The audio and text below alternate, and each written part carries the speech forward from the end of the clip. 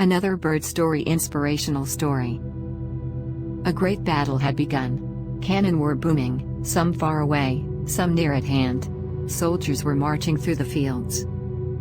Men on horseback were riding in haste toward the front. Whiz! A cannonball struck the ground quite near to a company of soldiers.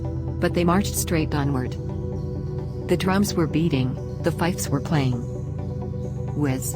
Another cannonball flew through the air and struck a tree nearby. A brave general was riding across the field. One ball after another came whizzing near him. "General, you are in danger here," said an officer who was riding with him. "You had better fall back to a place of safety."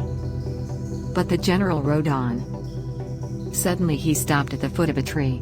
"Halt!" he cried to the men who were with him. He leapt from his horse. He stooped and picked up a bird's nest that had fallen upon the ground. In the nest were some tiny, half-fledged birds. Their mouths were open for the food they were expecting their mother to give them. "I cannot think of leaving these little things here to be trampled upon," said the general.